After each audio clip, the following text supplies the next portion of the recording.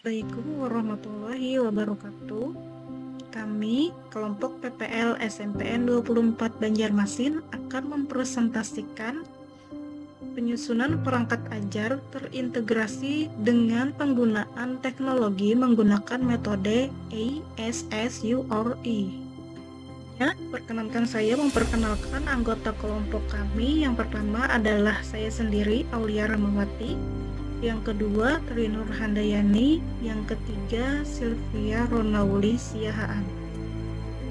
Perangkat ajar yang kami susun adalah perangkat ajar Bahasa Indonesia kelas 8, bab 3, menulis artikel ilmiah populer. Subbabnya, mengidentifikasi fakta dan opini dalam artikel ilmiah populer. Tujuan pembelajarannya adalah peserta didik mampu mengidentifikasi kalimat fakta dan opini dalam artikel ilmiah populer dan diterapkan dalam kehidupan sehari-hari. Selanjutnya, untuk pertanyaan pemantik ada dua. Yang pertama adalah apakah kamu mengetahui apa itu fakta? Yang kedua, apakah kamu mengetahui apa itu opini? Selanjutnya, untuk perencana asesmen, tujuan pembelajaran hariannya yang pertama, melalui pertanyaan yang diberikan, peserta didik dapat memicu pikiran, merangsang pertimbangan, dan mengaktifkan pemikiran kritis siswa. Ranahnya masuk ke dalam ranah kognitif, bentuk penilaiannya diagnostik, instrumennya pertanyaan lisan, tekniknya kuis.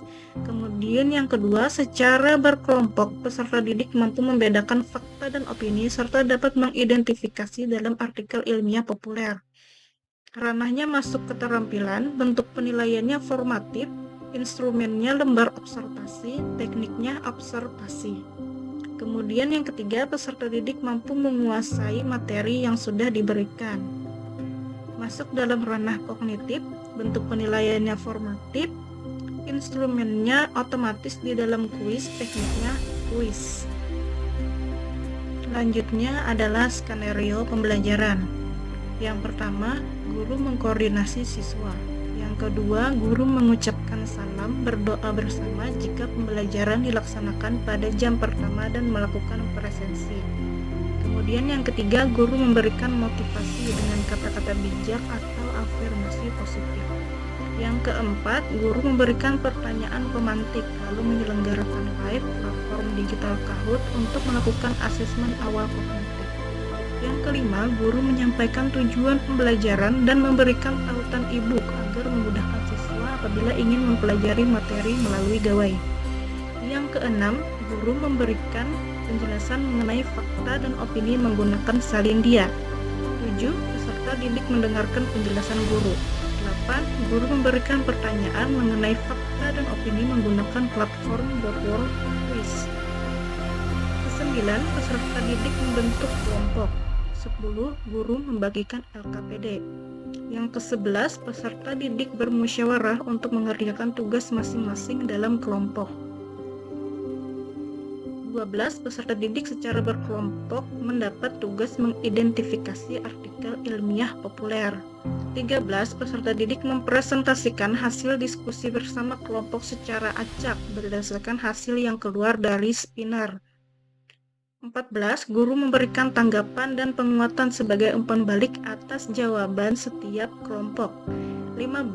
Guru dan peserta didik melaksanakan refleksi. Guru meminta peserta didik mengisi hal yang dirasakan saat mengikuti pembelajaran menggunakan platform Mentimeter. 17. Guru menutup pembelajaran. Baiklah, saya Sylvia akan melanjutkan penjelasan dari teman saya Aulia. Selanjutnya adalah implementasi metode Assure. Analyze learner, menganalisis peserta didik. Pengumpulan data atau asesmen awal dan kognitif menggunakan Google Formulir untuk memahami minat, bakat, latar belakang, budaya, gaya belajar, dan lain-lain dari peserta didik. Evaluasi teknologi diperlukan untuk menentukan apakah peserta didik sudah familiar dengan alat atau platform teknologi yang akan digunakan demi kelancaran pembelajaran berbasis teknologi.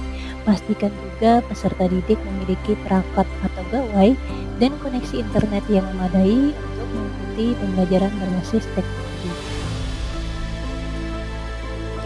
Selanjutnya yaitu State Standards and Objective. Merumuskan standar dan tujuan pembelajaran. Merumuskan tujuan dengan SMART, specific, measurable, achievable, relevant, time-bound adalah merumuskan tujuan yang spesifik, terukur, dapat dicapai, relevan, dan terikat waktu untuk pembelajaran. Integrasi teknologi akan digunakan untuk mencapai tujuan tersebut, seperti pelaksanaan asesmen awal kognitif menggunakan platform digital Kahoot untuk memahami tingkat pemahaman awal siswa tentang materi yang akan dipelajari. Selanjutnya itu select strategies and resource. Memilih strategi dan sumber belajar. Strategi pembelajaran akan menggunakan pembelajaran mandiri dengan materi berbasis teks.